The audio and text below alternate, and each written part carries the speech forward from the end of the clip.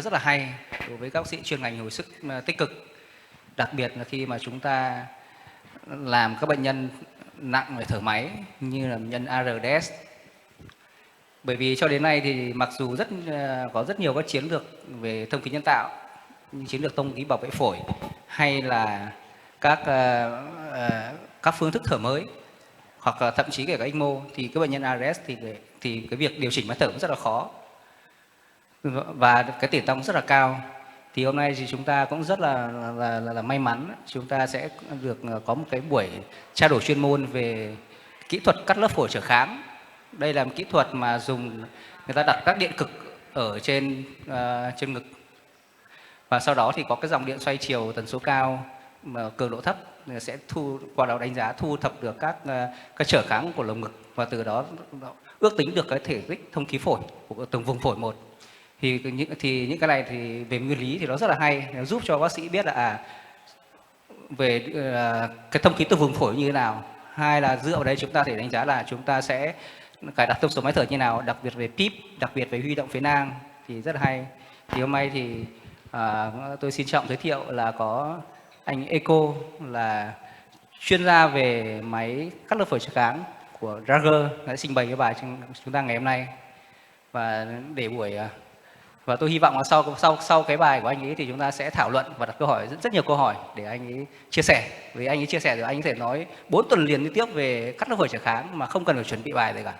Đấy thì để buổi hội thảo bắt đầu, tôi xin mời anh Eco lên trình bày. Please, Mr. Eco to have presentation. Thì bác sĩ Triều sẽ là phiên dịch viên cho chúng ta buổi ngày hôm nay.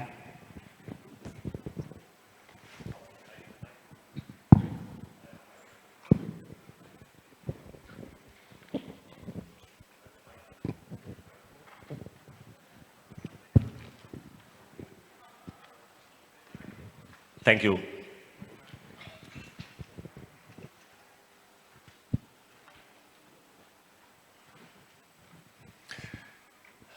Ladies and gentlemen, it's a big pleasure for me being here in Vietnam and to introduce you into a new concept of what we call image-guided lung protection.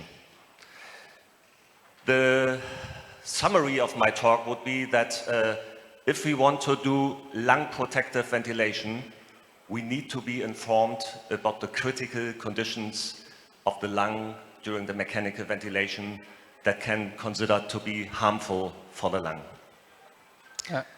Kính chào các quý vị, tôi rất là vinh hạnh có mặt tại Việt Nam hôm nay. Thì để mà nói tóm tắt về cái bài nói của tôi thì khi mà chúng ta mà thông khí nhân tạo cho bệnh nhân, mà đặc biệt là chiến lược thông khí nhân tạo bảo vệ phổi, thì chúng ta cần phải biết các cái tình trạng rất là nặng và các vấn đề nặng của phổi. So first of all, to my person, I'm Eckhard Teschner. I'm a biomedical engineer and not a medical doctor. So even though I'm talking today very much about lung conditions and lung pathology, I do not want to pretend that I'm a medical doctor. I'm an engineer. Tôi là một kỹ sư y sinh và tôi không phải là một bác sĩ. Mặc dù tôi nói về các cái chiến lược thông khí phổi cũng như là nói về các vấn đề của phổi, nhưng mà ở một góc nhìn của một kỹ sư, không phải là một bác sĩ. So the technique I'm talking about today, and I assume many of you haven't heard about that, is called electrical impedance tomography. So tomography means it's a cross-section through the chest, and the principle is based on bioimpedance measurements, like you might know it from every patient monitor, where you also have bioimpedance measurements where the current is injected into the ECG electrodes, and then you at least get the respiratory signal on your patient monitor. Và chủ đề của tôi hôm nay là về EIT, có nghĩa là cắt lớp trợ kháng điện lồng ngực. Và tôi cũng nghĩ là một số các bạn ở đây đã biết về kỹ thuật này. Thuật ngữ tomography có nghĩa là chúng ta sẽ chia các lớp ra, các cái phổi ra các cái lớp khác nhau, và khi đấy chúng ta sẽ đo là trợ kháng điện ở các cái lớp này. So the principle is, in order to conduct the measurements, we have to apply a chest belt around the thorax that contains 16 electrodes, and we use one electrode pair to inject a little small alternating current, and then we are measuring the resulting voltages around the chest. Và để thực hiện kỹ thuật này thì chúng ta sẽ dùng một cái đai và có 16 cái điện cực. Trong đó thì một cặp điện cực mình sẽ đưa dòng điện vào và sau đó chúng ta sẽ đo về trợ kháng của thể hiện ở các cái điện cực còn lại. So if the air moves in and out of the lungs during the ventilation or mechanical ventilation or also spontaneous breathing, the impedance in the chest increases and decreases, and so the correlation between an impedance waveform and the volume waveform of the ventilator is identical. Khi mà khí được đưa vào cũng như đưa ra phổi thì cái trợ kháng nó sẽ thay đổi và tạo thành một cái sóng, và cái sóng này thì nó tương đương với lại là cái thể tích ở trong phổi.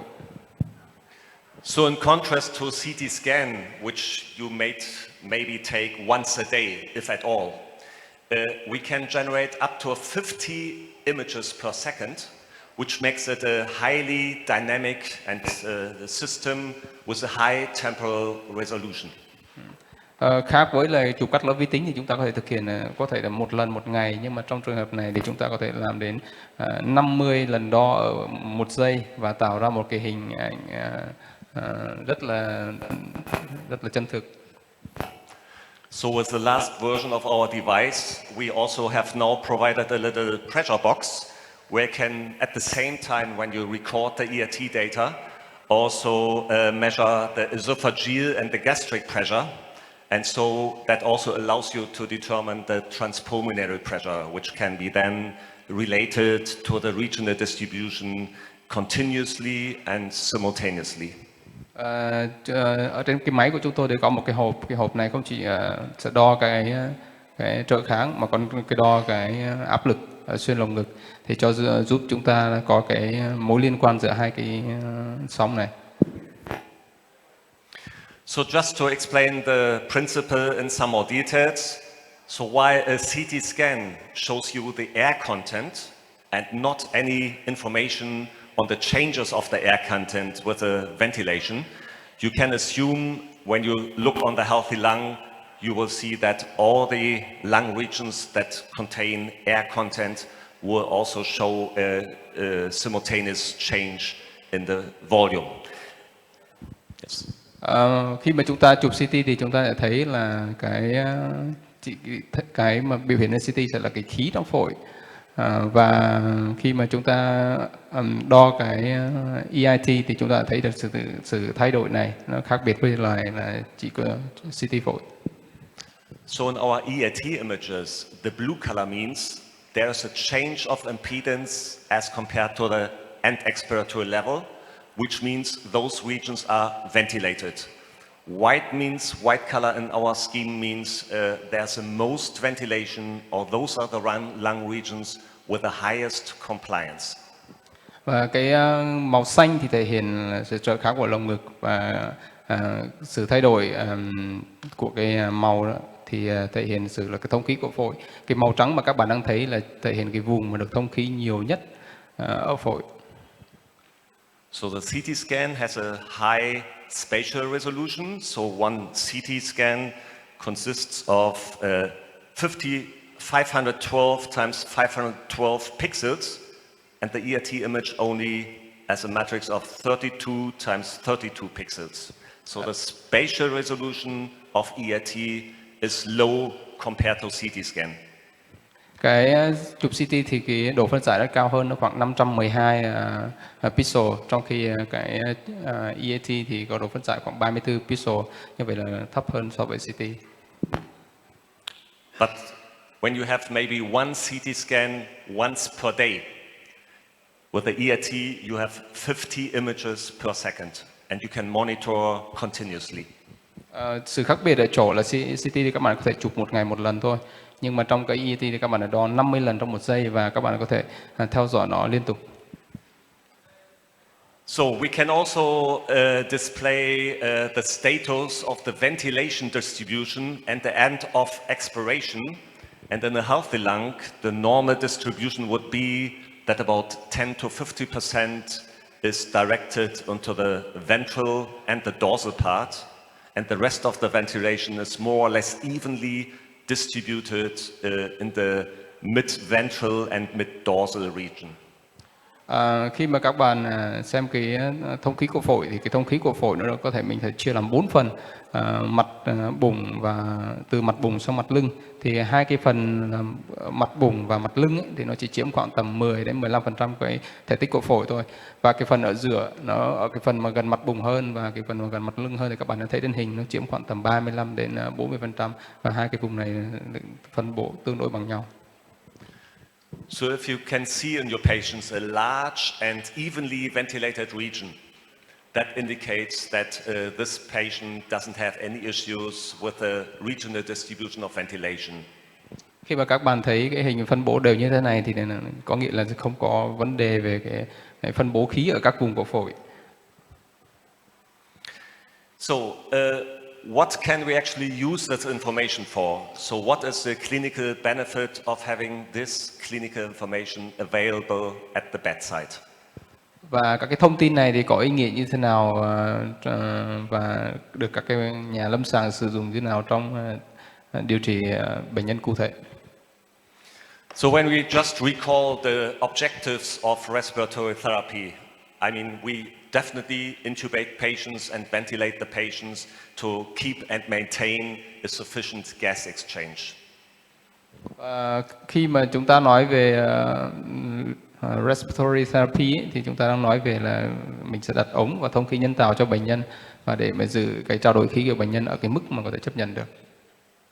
But there is more and more evidence in the literature, and that is also a subject of most of the congresses these days about respiratory care, that when the ventilator settings or the therapy is not optimized, then you can induce harmful effects for the lung, which are known as ventilator-induced or ventilator-associated lung injury.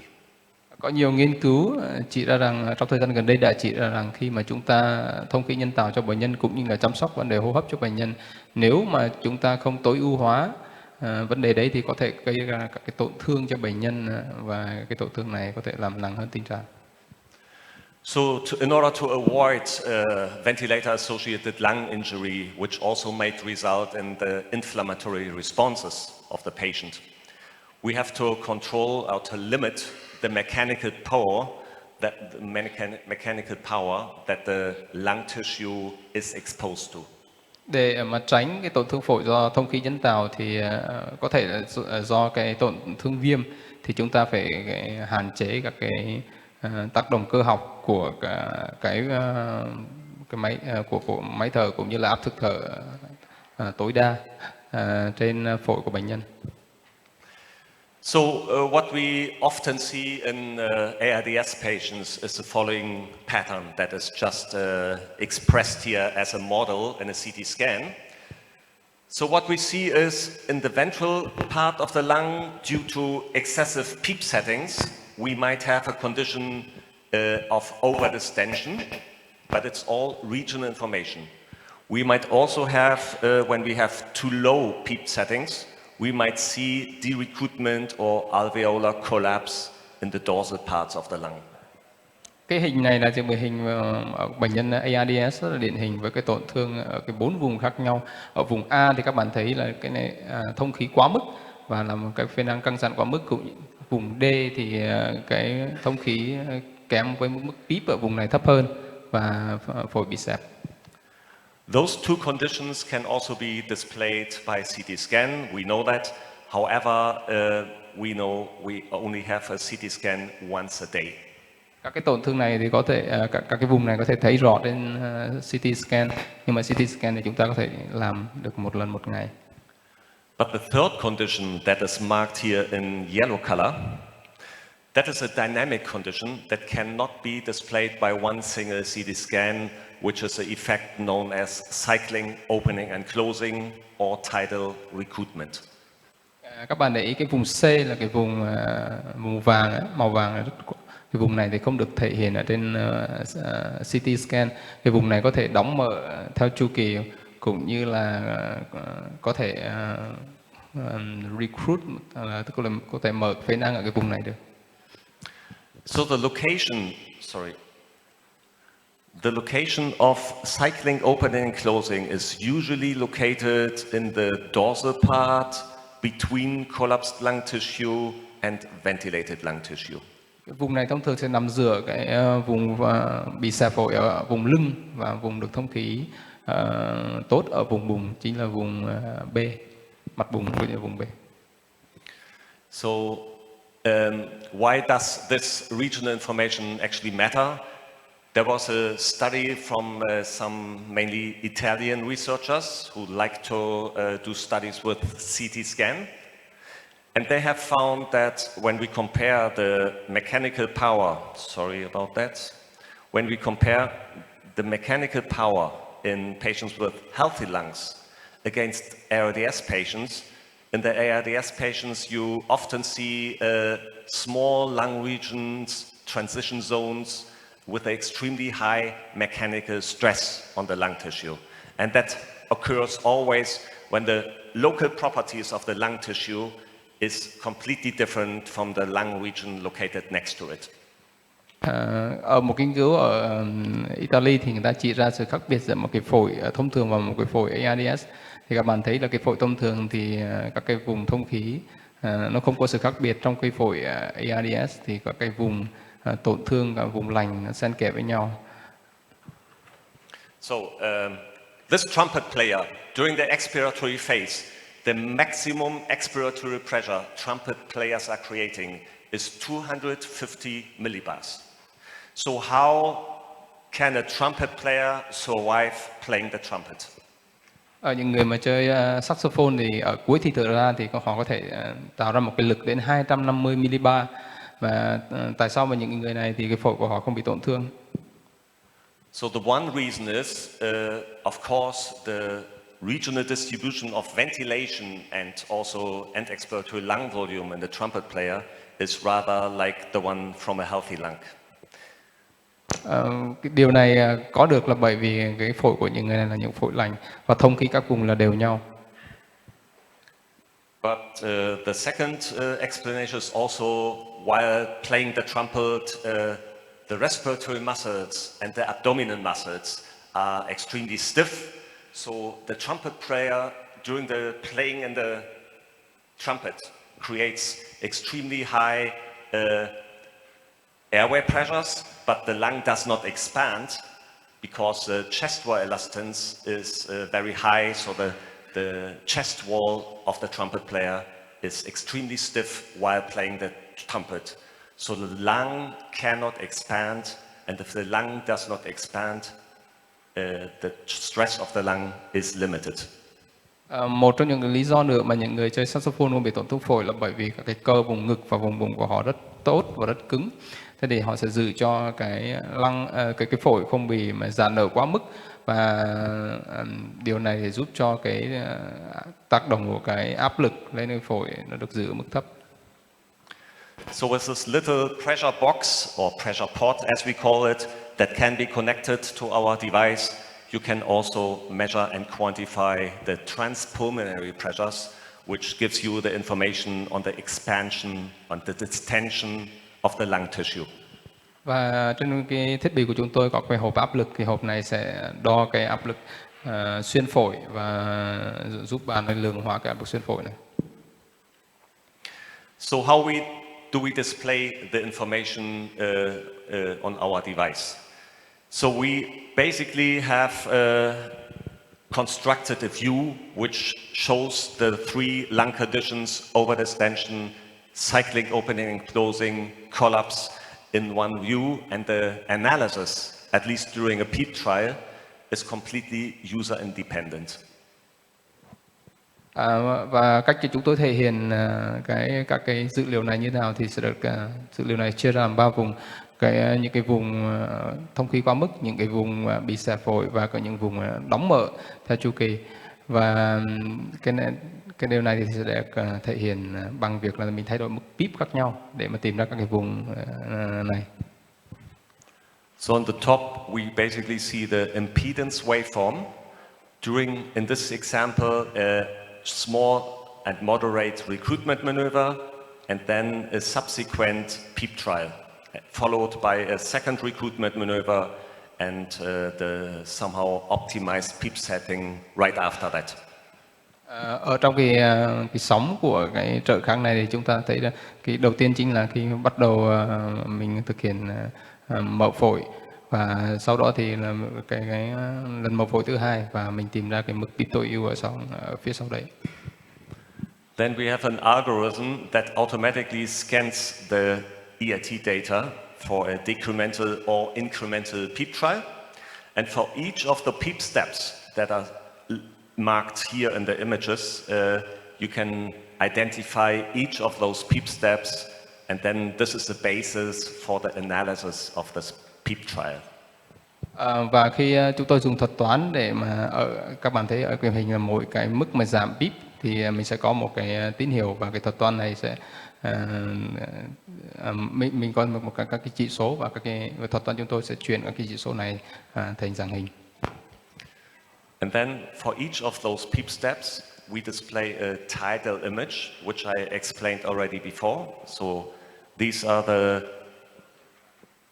distribution of tidal volumes, and you can see how this distribution of the tidal volumes or the distribution of ventilations changes during the PEEP steps. Ở cái hình này chúng ta thấy là cái màu xanh này chính là biểu hiện của cái thể tích phổi và sự thay đổi của thể tích phổi, cũng như là phân bố của các thể tích ở trong phổi ở cái mỗi mức PEEP khác nhau. So the second information that is displayed next to it is compliance maps. So regional compliance of the respiratory system is displayed in those images here. And the pattern that we typically see is that when increasing the PEEP, the ventral part of the lung tends to be overdistended. Và cái hình thứ hai là các bạn thấy ở đây thể hiện độ giãn nở của phổi compliance, và khi mà chúng ta tăng cái mức PEEP lên thì chúng ta thấy cái mặt bùng của phổi ấy, thì thông thường nó sẽ giãn hơn, và có trường hợp nó sẽ giãn quá mức. So vice versa, when lowering the PEEP settings, what we typically observe is that the dorsal lung compliance is reduced due to derecruitment or alveolar collapse.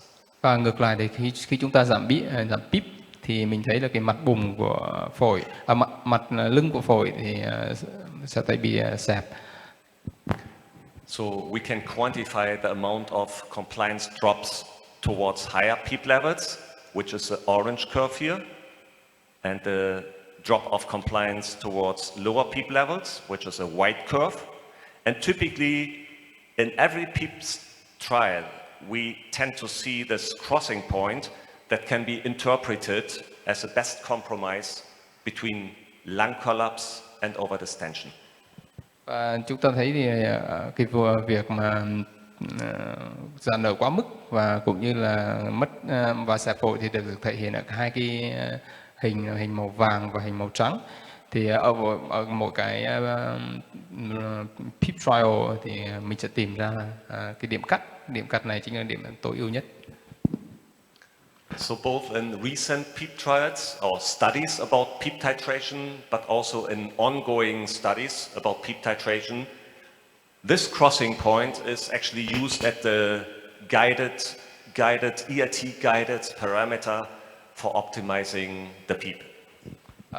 Ở trong các cái technique của cái kỹ thuật của chúng tôi thì cái điểm cắt này chính là cái điểm mà để mà hướng dẫn cái việc cài đặt PEEP tối ưu cho bệnh nhân. So again, this view allows user independently to quantify and display overdistension, collapse, and also cycling opening and closing. Các cái thông tin này sẽ giúp chúng ta có cái hình ảnh về các cái vùng mà giãn nở quá mức, cũng như là vùng bị xẹp phổi, cũng như là vùng đóng mỡ theo chu kỳ. Và cái điều này có một cái điều rất là quan trọng là chính là việc không phụ thuộc vào người làm. Okay, so the primary information of electrical impedance tomography is to show and display the regional distribution of the tidal volumes right at the location where we have attached the belt. And the recommendation, there's already a consensus paper about that. The recommendation is to put the belt, to allocate the belt at intercostal space 5, because this provides the best position. It's slightly above the mediastinum, and we do not want to have the mediastinum displayed in our ERT images, because then it's hard to compare the regional distribution of ventilation. Cái nguyên lý của cái thiết bị và cũng như là cái kỹ thuật này chính là việc mình xem các cái vùng phân bố khí ở các cái vùng ở phổi, và cái vùng này và điều này sẽ được thực hiện bằng việc của mình chúng ta để các điện cực ở trên một cái dây, và những cái khuyến cáo thì đã đưa ra thì cái vị trí đặt ở các cái vị trí điện cực là ở khoảng khoang Linson 5. Mục đích của việc này đấy là chúng ta muốn nó ở phía trên trung thất trên một chút, vì hạn chế vì trung thất ở giữa thì là cái thể tích thông khí phổi đấy sẽ bị hạn chế do cái trung thất chiếm cái thể tích. So as I said, and I already mentioned that, we can quantify the regional distribution of ventilation, and that is the primary information that EIT provides. Điều chúng ta cần ở đây là chúng ta muốn lượng hóa về cái phân bố khí ở các vùng phổi khác nhau. So we can subdivide such an image into quadrants, and if we do that and we are assessing a healthy lung, we can expect to see about 25% plus minus 5 in each of those quadrants. The right lung typically has 50 to 60% of the ventilation, and so the left lung only 40 to 50%. Nếu chúng ta chia hai phổi ra là 1/4, tức là sẽ có 4 vùng 1/4, thì mỗi vùng sẽ tương ứng với khoảng tầm 25% cái thể tích của phổi. Và chúng ta cũng có để ý một chút là cái thể tích của phổi bên phải ấy, thông thường nó sẽ lớn hơn một chút, nó khoảng tầm 50 đến 60% tổng thể tích của hai phổi. And this arrangement as quadrants allows us also to especially assess unilateral lung diseases. For example, a patient after a lung transplant, where you want to compare the performance of the native lung with a transplant lung. Cái điều này thì rất hữu ích trong việc mà chúng ta ghép phổi, và khi mà chúng ta ghép phổi thì chúng ta muốn so sánh cái phân bố của khí ở trong cái phổi được ghép với cái phổi lành. So when we have also the means to separate the tidal images into layers. So our principle is that we can subdivide the tidal image into 4 layers. Cũng có một cái cách khác là chúng ta sẽ chia cái phổi ra thành các cái lớp khác nhau, từ mặt bùng cho đến mặt lưng, và như trên hình. So the most relevant information about the layers is actually this dorsal ventilation.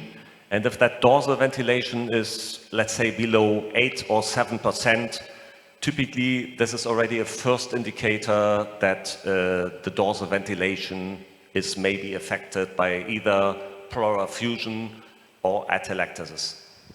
Cái vùng mà ít đóng góp nhất chính là vùng lưng, với chiếm khoảng tầm từ 7 đến 8%, và cái vùng này rất là dễ bị ảnh hưởng khi mà mình có xẹp phổi hoặc là tràn dịch.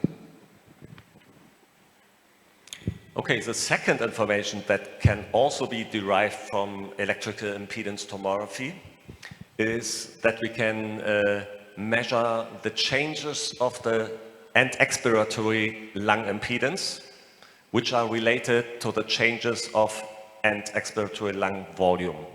Cái thông tin thứ hai mà thiết bị này có thể cung cấp chính là thể tích phổi cuối thì thở ra, và trong cái thiết bị của chúng tôi thì chúng tôi dùng cái chỉ số là trợ kháng phổi cuối thì thở ra EELI để mà thay thế cho cái thể tích phổi cuối thì thở ra. So that allows us, for example, to quantify the changes that we see when the PEEP levels are changed. Và điều này chúng ta sẽ thể giúp lượng hóa cái sự thay đổi của cái thể tích khí thở phổi cuối thì thở ra khi mà chúng ta thay đổi mức PEEP. But you can also use this information, for example, to monitor during a spontaneous breathing trial, when you would see that the end expiratory lung volume decreases slowly but constantly. That is already an indication that this patient is probably not ready to be extubated. Thông tin này thì cũng rất hữu ích trong trường việc mình dùng SPT, tức là nghiệm pháp để mà thử bệnh nhân có thể sẵn sàng cho việc cai máy chưa. Nếu mà chúng ta thấy cái EELI này nó giảm dần dần ấy, thì có nghĩa là cái bệnh nhân này nó chưa sẵn sàng. So just to explain what kind of information can be derived. So this again is a decremental PEEP trial. Again, the PEEP was reduced in steps of 2 centimeters of water. Trong trường hợp chúng ta giảm PEEP ở đây trong cái hình này, chúng ta giảm khoảng 2 cm nước một lần. So if you compare the end expiratory level right after the PEEP has been decreased, and then you monitor what happens at the same PEEP level, maybe 1 minute later, if you should detect a horizontal line, then this would indicate this PEEP level was high enough to maintain the end expiratory lung volume. Và khi mà chúng ta giảm mức PEEP và chúng ta so sánh cái compliance, cái EELI này trước và sau khi giảm, và nếu chúng ta thấy mà cái này nó vẫn giữ nguyên thì mức PEEP này là mức PEEP có thể mà chấp nhận. In contrast, when you go down with the PEEP levels and you would observe a decline of the end expiratory level like this, and then you also see the drop of end expiratory lung volume typically in the dorsal part of the lung, that is already an indication of the PEEP being set too low. Nhưng mà nếu chúng ta giảm mức PEEP mà chúng ta thấy cái thể tích cuối thì thở ra nó bị giảm, cũng như giảm đặc biệt là ở mặt lưng, thì ở đây là một cái mức PEEP mà nó quá thấp. So recruitment or de-recruitment is typically observed as a loss of end expiratory lung volume. At the same time, de-recruitment can also be identified as a loss of compliance. So it's a different information. The one is closer to the CT scan, like this. So we are watching the lung volume, the air content goes down. And with the second information about the compliance changes, we are rather looking on the ventilation and the compliance. So that's two different types of information that are related to each other, but somehow the information is independent. Có hai cái chỉ số mà chúng ta có thể sử dụng để mà đánh giá việc là huy động các cái phế nang hay là mất huy động các cái phế nang. Đây là thể tích phổi và compliance. Đây là hai cái chỉ số khác nhau nhưng mà nó có liên quan chặt chẽ với nhau. So this approach of monitoring the level of end expiratory lung impedance or lung volume has already been described in several publications, but I don't want to go into details about that. Cái hình này thì thể hiện cái thể tích phổi cuối thì thở ra hoặc là trở kháng của phổi cuối thì thở ra, nhưng mà tôi sẽ không nói nhiều về cái vấn đề này. So, ventilation distribution, lung volume, that is a changes of the lung volume. That is a direct information that ERT delivers. Khi mà chúng ta thông khí thì sự thay đổi ở cái thể tích trong phổi chính là cái thông tin trực tiếp mà EIT này nó cung cấp. So if we want to take a look on over distension, we typically have to have at least 2 PEEP levels. The best way in order to identify over distension in a more stable way is to do a small decremental peep trial or also incremental peep trial. Và chúng ta muốn xem bệnh nhân có cái over distension hay không, tức là phổi nó giãn nở quá mức hay không, thì chúng ta phải cần hai mức beep. Chúng ta có thể làm cách này bằng cách là giảm beep dần hoặc là tăng beep, nhưng mà cái mức nó nhỏ. So when we increase the peep settings, and we should observe a non-ventilated, typically ventral lung region that was ventilated at a lower peep level, that is an indication already of overdistension. Khi mà chúng ta tăng beep ở mức nhỏ thì nhưng mà nếu mà cái vùng các bạn thấy là vùng có mũi tên ở bên trái, cái vùng này thì nó không tăng được cái thể tích phổi, tức là không tăng được cái thông khí, thì cái vùng này là cái vùng đã giãn quá mức. So this information goes typically hand in hand with a massive reduction of ventral compliance in the same region. Và cái hình bên phải thì là cái hình thể hiện cái giãn nở, khả năng giãn nở của phổi compliance, và cái hình bên trái thì nó liên quan rất chặt chẽ với hình bên phải. Ở hình bên phải các bạn thấy là ở đây có sự giảm của compliance. So the same is true when we are taking a look on dorsal collapse or de-recruitment that, as I mentioned before, typically happens in the dorsal lung regions. So when we see the absence of ventilation at a low PEEP level, when a higher PEEP level was leading to dorsal ventilation, and that information goes hand in hand with a regional drop in compliance, that can be interpreted as lung collapse. Ở cái trường hợp xẹp phổi thì nó cũng tương tự. Khi mà các bạn nhìn hình bên trái thì mất cái thông khí ở vùng lưng, và nó liên quan chặt chẽ với cái hình bên phải, đó là cái giảm được compliance ở cái mặt lưng. So this approach was originally described by a research group from Brazil.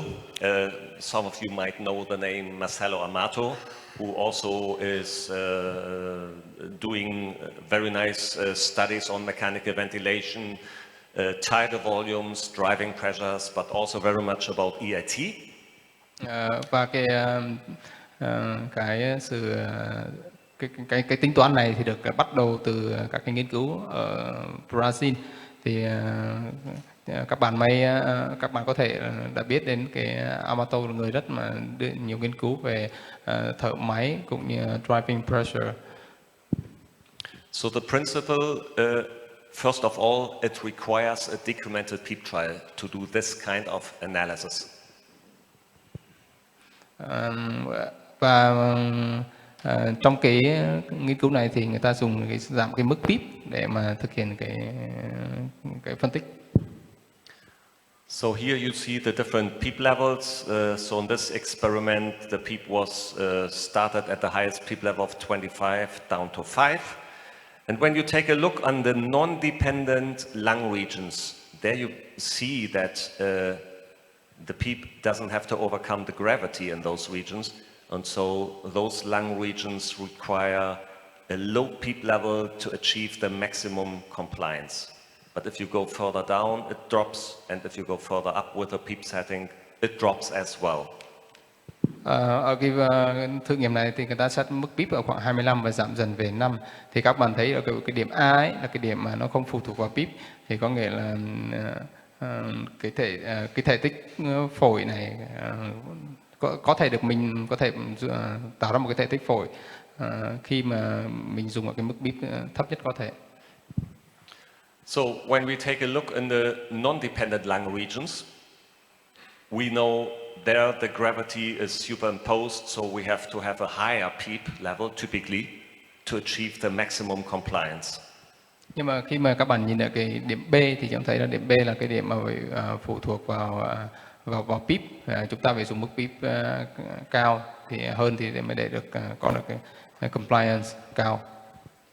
So when we take a reference map of the single pixels which all show the best compliance, the maximum compliance, and then we observe for each of those pixels, okay, when the compliance drops towards lower PEEP levels, this is an indicator of lung collapse.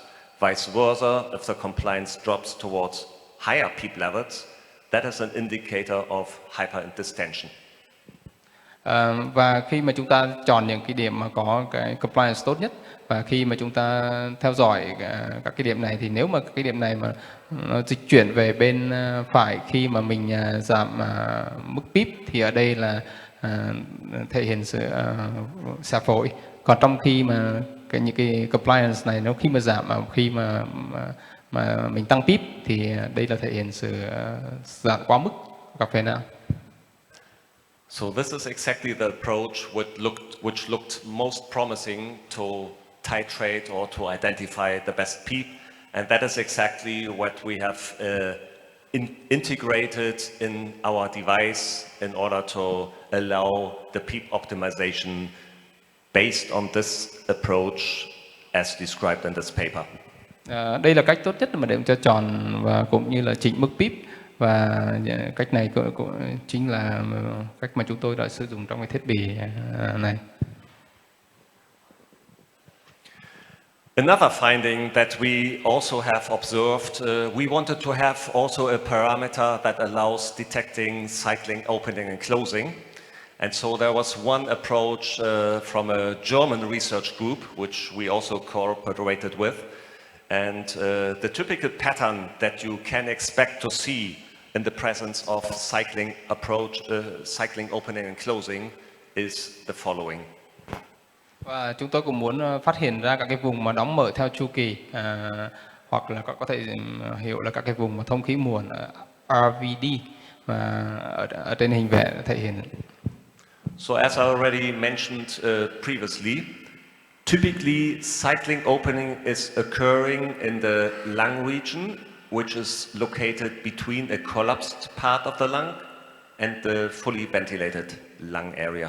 Các cái vùng RVD này thì thông thường nó nằm giữa cái vùng bị xẹp phổi và cái vùng mà thông khí bình thường của phổi, và nằm ở mặt lưng.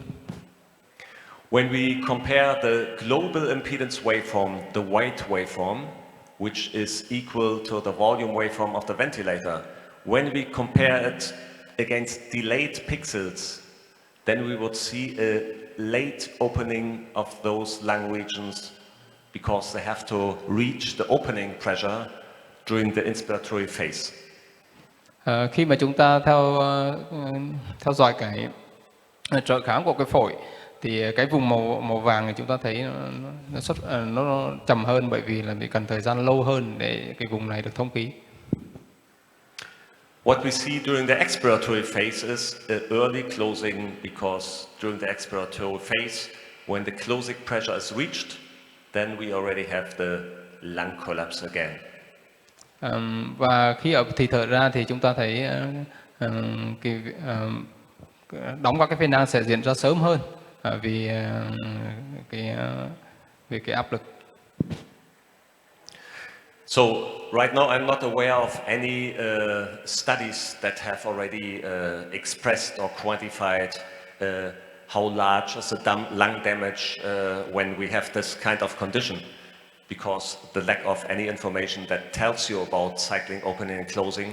But I think it is common sense that opening and closing of lung tissue will create extremely high local mechanical stress.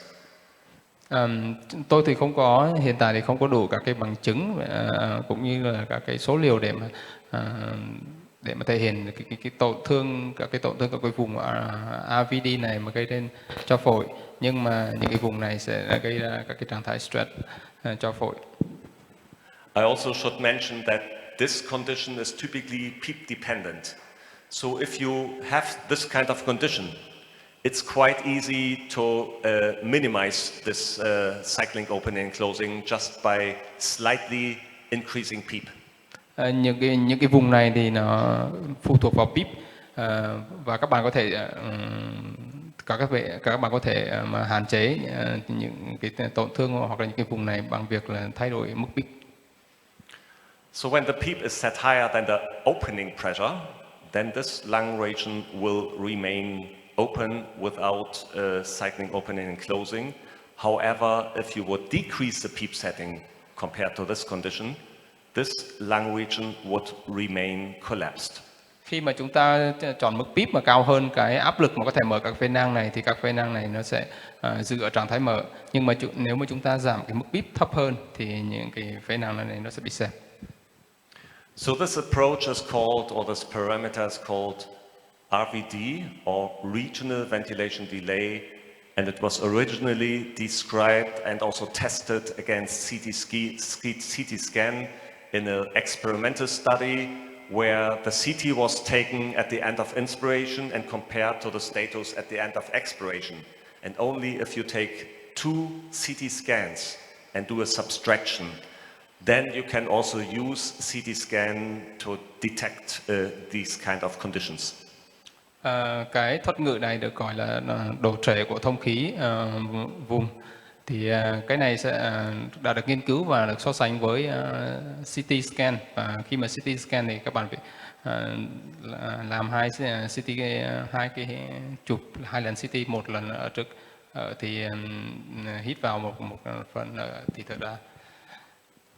So that is also a parameter that we are calculating in our ERT device, the regional ventilation delay. Và cái thông tin này thì cũng được thể hiện ở thiết bị của chúng tôi. When we implemented the regional ventilation delay, we then found that the yellow regions might also be displayed in the ventral part, and typically we see large yellow areas in the ventral part in those patients which are breathing spontaneously. Khi cái độ trễ thở của thông khí vùng này, các vùng thông khí trễ này có thể nằm ở mặt bụng, và đặc biệt là khi mà trong trường hợp bệnh nhân tự thở. So what we tend to see, but there are no publications about it yet. What we tend to see is, a large amount of ventral delay. In this case, it's ventral, which is also accompanied when we compare the yellow pixels with the average signal, the white line. Then we see a late or delayed filling of the lung, and a delayed emptying of the lung, and the delay also takes place at the end of inspiration. But it is independent from the PEEP settings because it's rather related to the respiratory drive of the patient. Cái trễ của thông khí vùng này khi mà quan sát khi mà xảy ra ở cái mặt bụng của bệnh nhân ấy, thì chúng ta có thấy là cái hình vàng trên thể hiện, và cái đường vàng thì thể hiện sự trễ của cái thông khí này, và chúng ta thấy thì hít vào ấy thì nó cũng muộn hơn, và thì thở ra thì cũng đóng muộn hơn. Và cái đỉnh cao nhất, tức là khi mà mình hít vào cuối cùng của thể hít vào thì cũng sẽ ra muộn hơn. Và các bạn thấy được có một cái điểm đầu của thể hít vào thì nó xuống âm một chút so với trục X.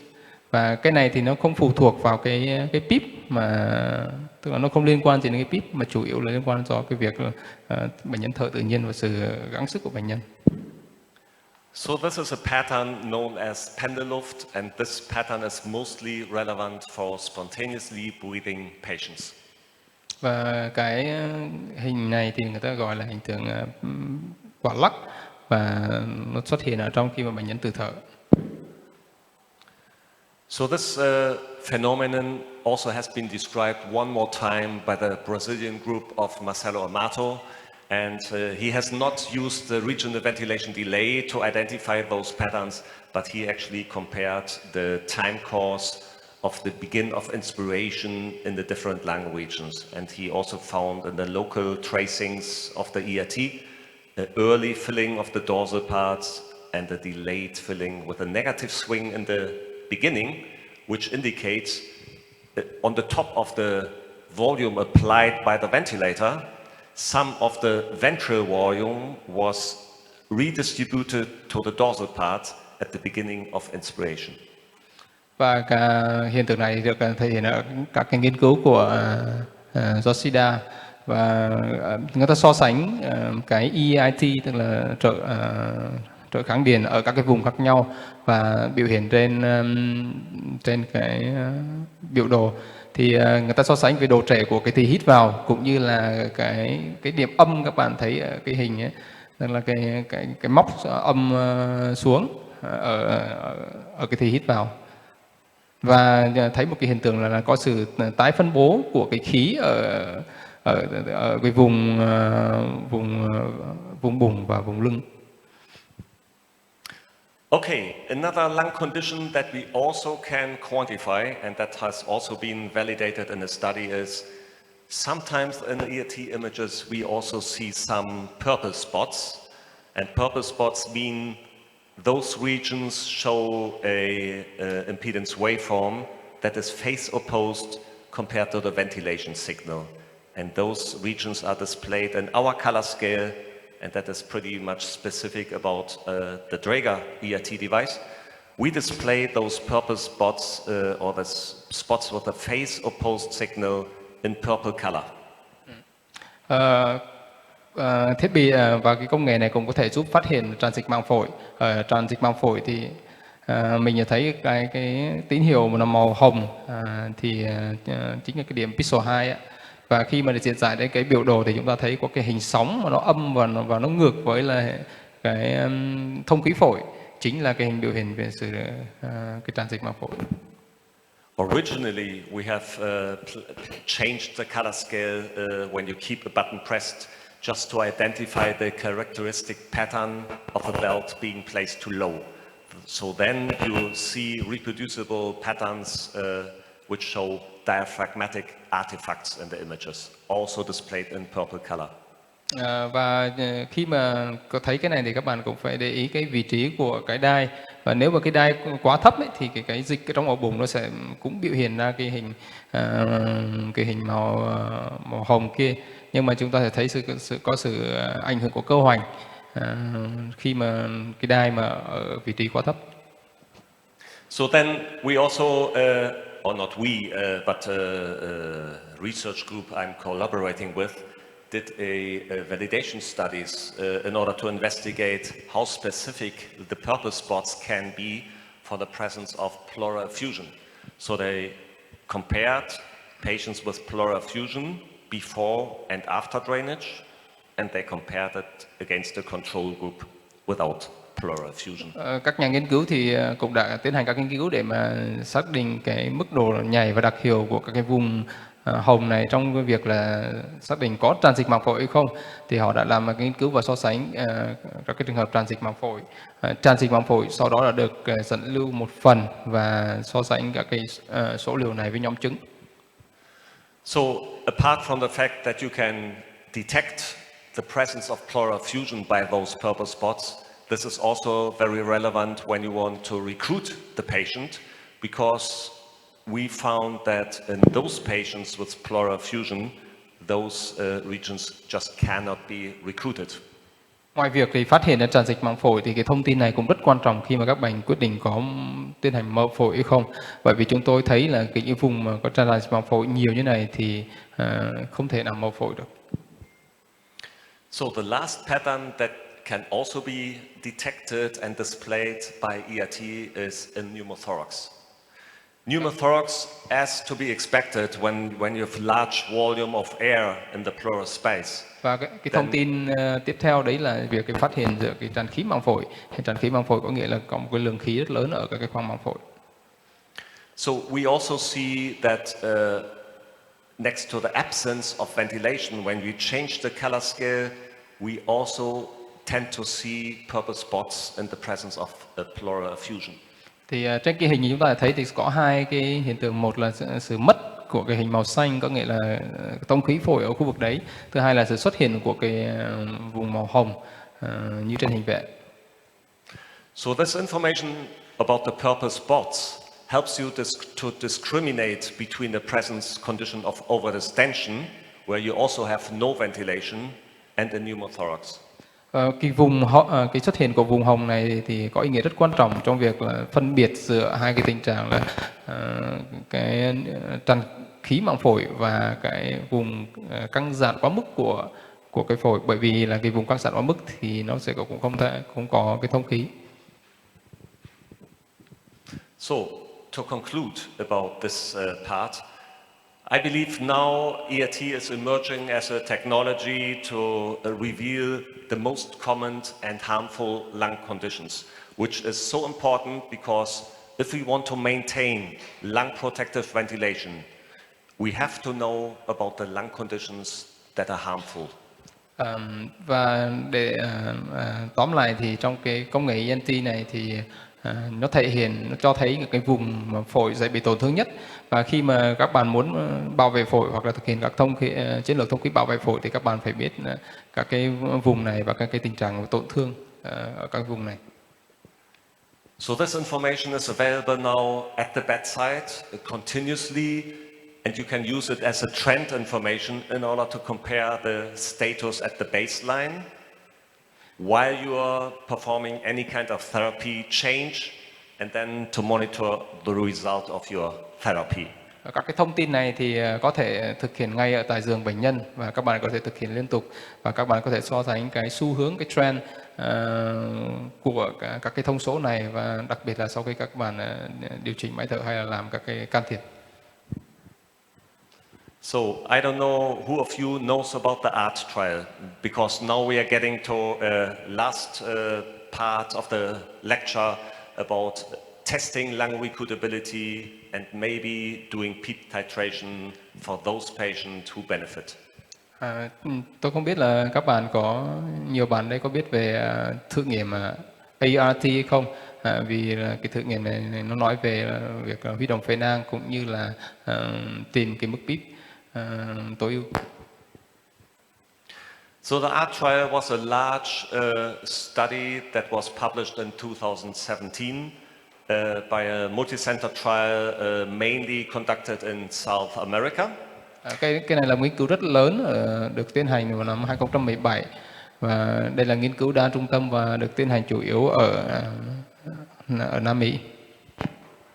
So the group was trying to follow the open lung approach to keep the lung open, and well, you can see that the recruitment maneuver that was conducted in every patient of the study group was quite aggressively.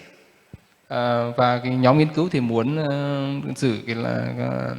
giữ các cái phế nang được mở, và họ sử dụng chiến lược mở phổi ở tất cả các bệnh nhân ở cái nhóm nghiên cứu. They compared against the control group, which was treated with a low PEEP table of the ARDS network protocol.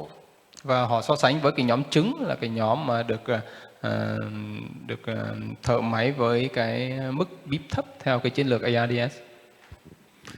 In the study group, during the decremented PEEP trial, the PEEP level with the highest respiratory system compliance was used to identify best PEEP.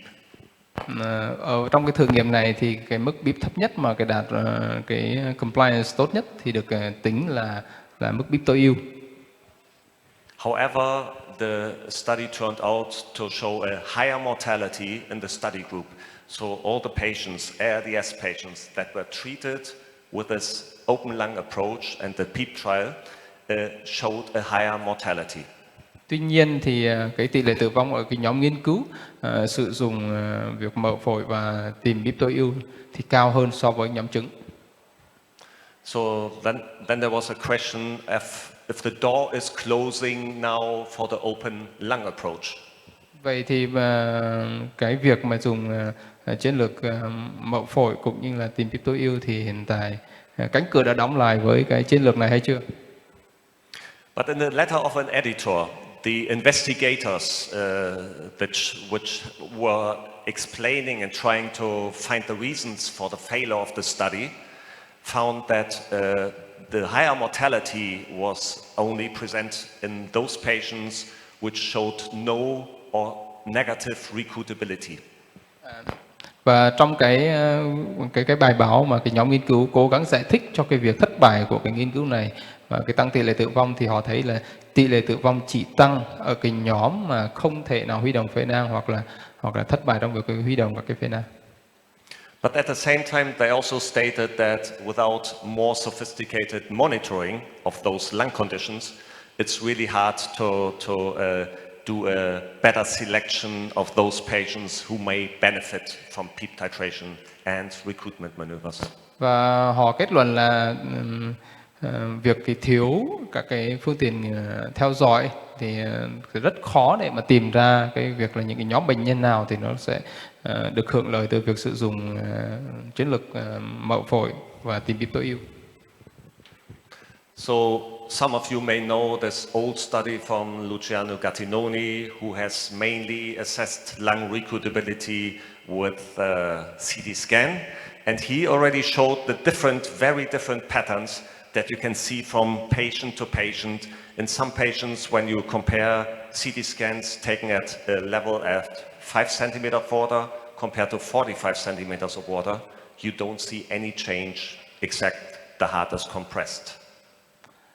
Các bạn cũng có một số người đây có lẽ cũng đã biết về cái nghiên cứu của Gattinoli, và Gattinoli thì nghiên cứu về chiến lược mậu phổi mà sử dụng cái hình ảnh của CT, thì các bạn thấy sự khác biệt ở những cái bệnh nhân mà sử dụng cái mức PEEP là 5 cm nước và mức 45 cm nước, thì có những cái bệnh nhân thì nó có tăng được cái thể tích trao đổi khí, nhưng mà cũng có bệnh nhân thì nó cũng không tăng được cái thể tích trao đổi khí và chỉ làm cho cái trung thất và cái tim bị bóp lại. In other patients, however, you see big changes in the lung volume, which then indicate, okay, those patients are actually the recruiters to the recruitment maneuver, and those patients would be the ones who will benefit from a recruitment maneuver and a decremental PEEP trial. Ở cái hình phía dưới thì các bạn thấy là những cái ở bệnh nhân này thì thực tế là có những vùng phổi đã được mở, và những cái bệnh nhân này là những cái bệnh nhân mà có thể được hưởng lợi từ việc mở phổi. So this information, of course, is taken with CT scan, so it's related to air content. The second information that can be derived from ERT is that we are looking not just on the changes of air content, which is a dorsal, the information here at the bottom of this image, but we can also, of course, compare compliance changes. And if you do a little test of just by one single PEEP step, then we basically can test the response of the lung without actually doing a recruitment maneuver. Như vậy là cái nghiên cứu trước thì chúng ta thấy là cái sự đánh giá này chỉ phụ thuộc vào cái lượng khí ở trong phổi, trong khi thì trong cái EIT này, ngoài cái đánh giá được cái lượng khí trong phổi thì chúng ta còn phải đánh giá được compliance, và điều này thì có thể thấy rõ khi mà các bạn làm một cái thử nghiệm tăng một mức PEEP nhỏ hơn để mà đo đạc. So what could be done? And I should say that is a concept that so far has not really been validated. We use a similar approach in some studies that are currently conducted. But the idea of all future PEEP trials will probably be first test lung recruitability. That's what we learned from the ART trial, the study I presented, before you actually do recruitment maneuvers and PEEP trials. Và trong tương lai thì cái việc mà thực hiện chiến lược mà thông khí mậu phổi này như thế nào thì tốt nhất là chúng ta phải đánh giá được là những cái bệnh nhân này có thể mậu phổi được hay không. So, in those patients where ERT presents very asymmetrical shape in the dorsal region, or you would see almost all the ventilation is in the ventral part, those are the patients where we have a high probability that they might benefit from a recruitment maneuver. Ở những cái bệnh nhân mà chúng ta thấy là cái thông khí, cái thông khí nó chỉ ở trong vùng mặt bùng của cái phổi thôi, thì những cái bệnh nhân này thông thường nó sẽ có cái khả năng mở phổi tốt hơn. And then I would also recommend to use this information about the purple spot to identify the pleural effusion, because in the patient with pleural effusion, they probably would not benefit from a recruitment maneuver because you just can't open a dorsal lung which is filled up with pleural fluid. Và tôi cũng khuyến cáo là các bạn dùng những cái hình màu hồng, tức là purple spot. Những cái vùng này thể hiện sự tràn dịch màng phổi, bởi vì là khi mà có tràn dịch màng phổi thì chúng ta không thể nào mà mở phổi ở cái vùng phía lưng được. So all you would need to do with this kind of approach is that you maybe elevate the PEEP level of 5 centimeters of water for a duration of 30 seconds, and then you basically use this view to assess the response of the lung to this maneuver. Các bạn có thể sử dụng chiến lược này bằng việc là cái tăng mức PEEP nhỏ khoảng 5 cm nước trong khoảng 30 giây, và sau đó thì chúng ta sẽ đánh giá về khả năng mở phổi của bệnh nhân. So, just to give you an example, what kind of reactions on such a test to expect. From this patient, you can see that the dorsal lung was already pretty well ventilated before. So if you increase the PEEP, and this was actually a quite large elevation in this example, you only see a decrease of compliance in the entire lung. Cái hình này thể hiện sự cái thử nghiệm của mình. Khi mà mình trong cái trường hợp này thì mình tăng một mức PEEP khá lớn, và các bạn để ý là ở trong cái hình phía trên ấy, khi mà cái vùng lưng của bệnh nhân đã được thông khí rất khá tốt, thì khi ta tăng mức PEEP lên thì chúng ta sẽ thấy là cái sự tăng của cái compliance ở tất cả các cái vùng của phổi. So the reason why this was a non-responder to a recruitment maneuver is the lung was already fully opened at the baseline condition. And that is also very important. Even in ARDS patients, in the COVID patients, sometimes we see patients that have a normal lung compliance where the dorsal lung is fully open. So those patients would never benefit from a recruitment maneuver nor from prone positioning. Those patients do not need this because they might have issues with the lung perfusion. Những cái bệnh nhân này nó không được hưởng lợi từ việc là mình mở phổi, bởi vì là cái vùng lưng của bệnh nhân thì đã được cái thông khí rất là tốt ở cái trạng thái bình thường. Chúng ta thấy là như trên hình vẽ, và ở trong một số bệnh nhân của ARDS hoặc là bệnh nhân COVID thì chúng ta thấy là một số bệnh nhân có compliance rất là tốt, và những cái bệnh nhân này thì cái vùng lưng nó đã thông khí tốt. Do đó thì cái việc mà mở phổi sẽ không đem lại hiệu quả.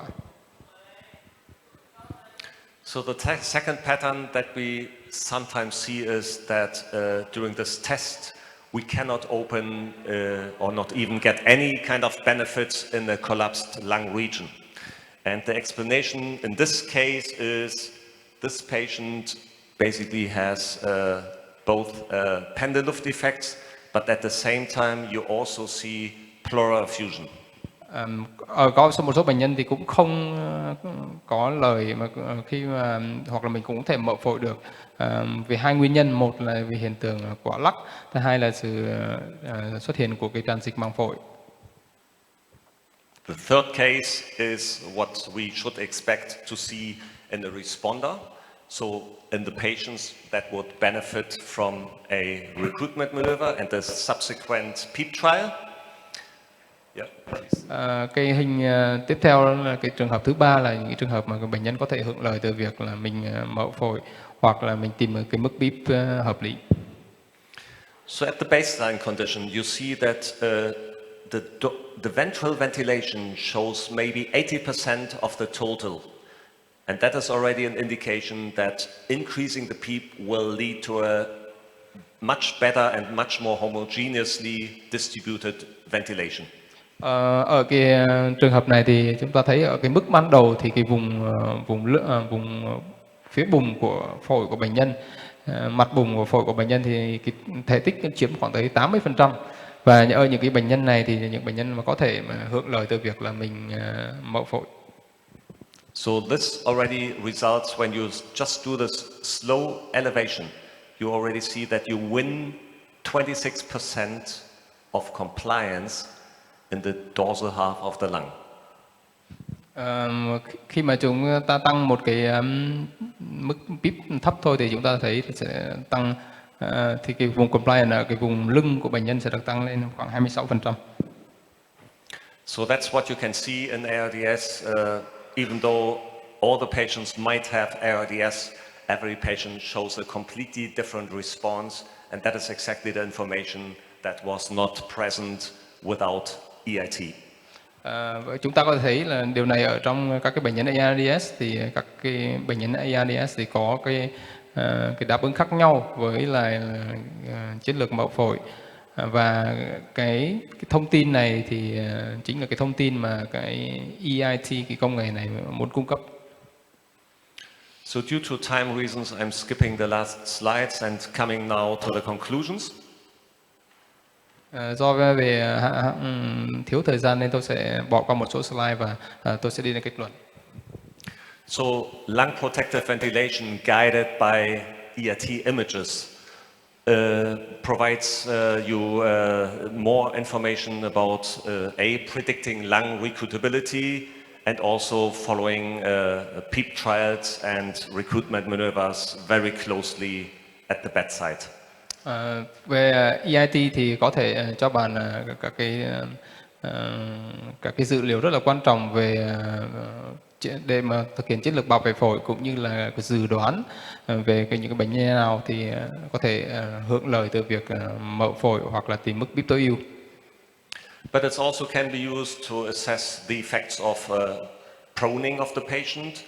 But there are also some studies who have described the use of EIT during the weaning phase. Ngoài việc là tìm ra các cái vùng tổn thương của phổi, thì một số nghiên cứu cũng cho rằng là cái công nghệ EIT này có thể giúp trong việc là cai máy thở. So with this information about EIT, it allows you to detect the most critical lung conditions at the bedside. Điều thứ ba là cái công nghệ EIT này giúp các bạn tìm ra những cái vùng mà tổn thương phổi nặng nhất ngay tại giường bệnh. Okay, so with this slide, I would like to conclude. I would like to thank you very much, and I'd like to also ask some questions, if you might have some questions. Thank you very much. Xin cảm ơn quý vị rất nhiều, và nếu có câu hỏi xin quý vị cứ hỏi.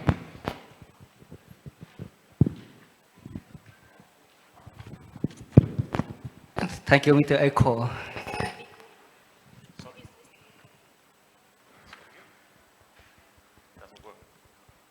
Your presentation is very interesting. I think EIT techniques is very useful tool for ARDS patient. So we can use EIT and titrate the ventilator parameter and titrate PEEP in ARDS. Because in ARDS patient, the lung injury is equal. So it's difficult for doctor to titrate the PEEP, because it may be this PEEP may be better for the other area, but it's not useful for the area. So in EIT, we can determine the ventilation of area, and when we titrate the ventilator parameter, we also know, based on the color, we can know where the carbon lost and win, and the in the LI loss or win. I think it's important. Thì cái bài này rất là hay. Thế thì ở đây có rất nhiều các anh chị bác sĩ mà ở chuyên ngành hồi sức, và cá nhân em là bác sĩ hồi sức tích cực chuyên ngành cũng rất thích về thông khí nhân tạo. Do vậy mà cái kỹ thuật này em rất ấn tượng. Thế thì để tiếp theo cái chương trình thì các anh chị đồng nghiệp có thể có đặt câu hỏi với anh Echo đúng không ạ? Ở đây thì em thấy có rất nhiều bác sĩ, đặc biệt là anh Nhân là chuyên gia về mở huy động phế nang với PCV VIP tăng dần 5 bước. Trong cái NTT Drager nó chỉ là 3 bước thôi. Okay, thank you very much for your presentation. It's very interesting. And the first time I have something to about the ARDS ventilation. As you know, in the patient with the ARDS ventilation, the open lung and keep the lung open is very important. And before every patient with ARDS, we use the ART stretches for open lung for the patient. But sometimes some patient is very easy. The patient improves very good in the SpO2s and improve very good. And some patients, the patient is divorced. And as sometimes the total of the mortality is up. So it's right. So somebody remote session. So right now, so I have some the EATs in the patient with ARDS. It's very important to recognize what the patient with ARDS we can use the recruitment maneuver and what the kind of the patient we can do that. And for your presentations, I very interesting with the screening. What the health of the ECG in the patient with the screening? Okay. Please, tell more detail about that. Yeah. I completely agree. I mean, this concept that I introduced is currently validated in clinical trials. So right now we do not really have reliable data on any kind of results. We have already first initial studies about PEEP titration, but in those studies, lung recruitability was not yet tested. But now in the future studies about about PEEP titration, I'm absolutely sure, based with the results of this ART trial in mind, everybody should test lung recruitability. There's also one publication from the group from Toronto, this RI index. We have to test lung recruitability for future PEEP trials, and then I expect that we are getting a much better results when applying PEEP trials to those patients who will benefit. Okay, thank you. Oh, yeah, the translation, sorry.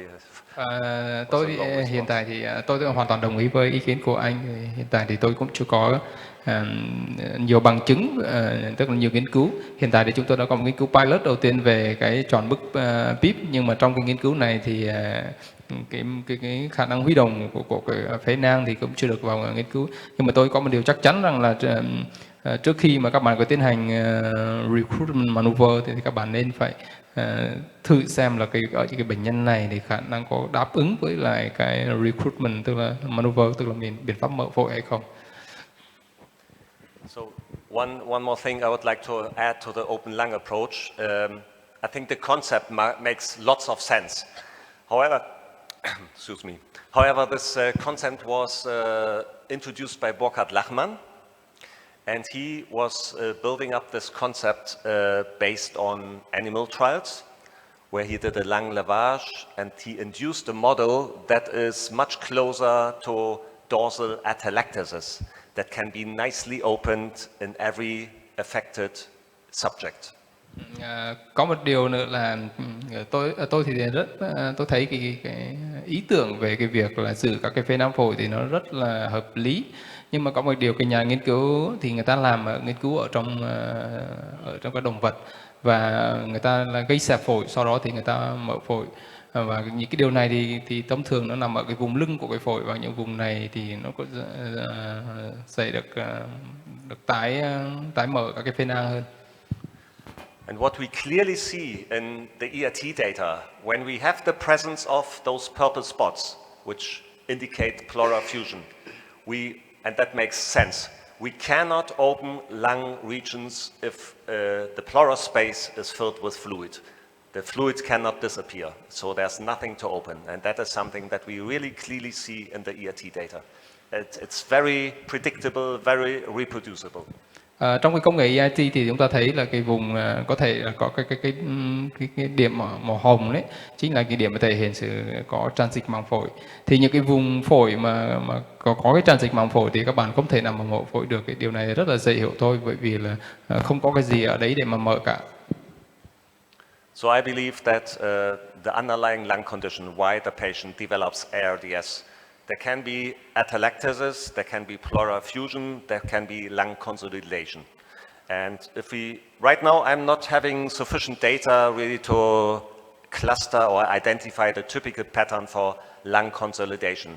But if we could develop ERT a little bit further based on suitable data, where we can discriminate the different patterns, then I believe we can even better predict lung recruitability, and then we can see, okay, we now can select the patients for the open lung approach, which will benefit.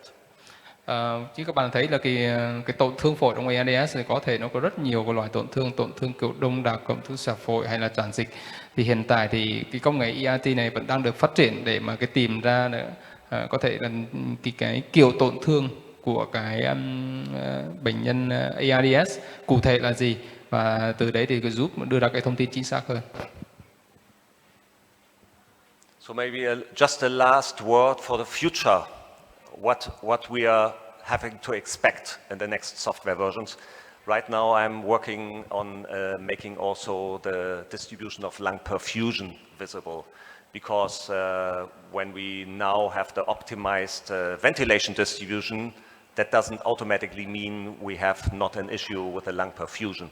So in the future we can also expect to see, with the same technology, without any kind of hardware change, the distribution of ventilation and then the distribution of lung perfusion, and then to match it together.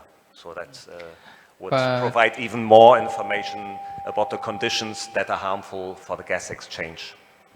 Và trong tương lai thì chúng tôi đang phát triển cái phần mềm mà có thể đánh giá được cả về tưới máu của phổi. Thì hiện tại bây giờ chúng tôi đã tối ưu hóa cái phần mềm mà đánh giá cái thông khí của phổi, và chúng tôi hy vọng là sẽ có cái đánh giá tưới máu phổi và có thể là matching giữa hai cái vấn đề này với nhau để mà có thể mà dự đoán được các cái tình trạng của phổi nó tốt hơn. Cộng với là chúng tôi cũng muốn là tìm ra được nhiều các cái loại tổn thương phổi hơn. Okay, thank you very much. Thank you very much for listening. I hope that was an interesting lecture, and please enjoy your time here on this conference. Thank you. Cảm ơn quý vị rất nhiều. Thank you.